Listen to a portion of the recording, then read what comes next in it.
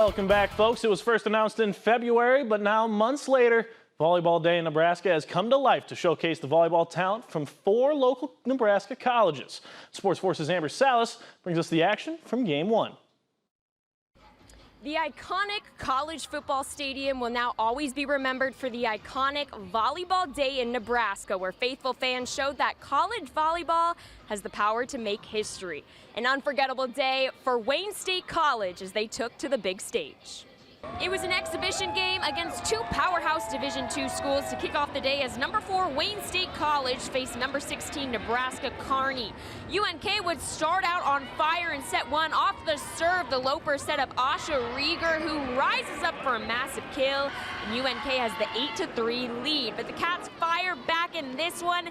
It all started with this middle row right here as the Lopers go for more, but Maggie Bramer is right there for the big block. That makes it 8-5. Match point in set 1 here. The Wildcats get it over to Shawnee Robles on the outside. She finds the open hardwood as Wayne State takes set 1, 25-17. Set 2 now. Wayne State continues that momentum, setting up the outside again as Taya Beller comes running in at the angle for a big kill.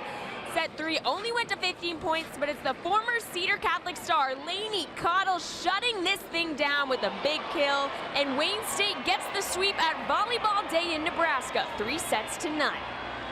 I think the volleyball world is unlike any other world. I think everybody wants to see other women and other females perform at the highest level, and they want what's best for them. And this is just a huge step in the right direction. Just really publicizing our sport and how awesome it is. They got to do something tonight that they'll never get to do again, ever. None of them, and myself included. I never thought that the biggest match I'd ever coach in my life would be an exhibition 2 out of 3, in a football stadium. But I mean, it was that important. It's that important to the sport of volleyball, but also women's athletics in general. I mean, you're talking about the entire country is watching this tonight, and there are so many volleyball lovers out there, but in Nebraska, this is the mecca of volleyball. As Coach Kneifel said, there were no winners or losers in these games, as everybody wins with what the sport of volleyball just accomplished. Reporting from Volleyball Day in Nebraska, Amber Salas, KTIV Sports Force.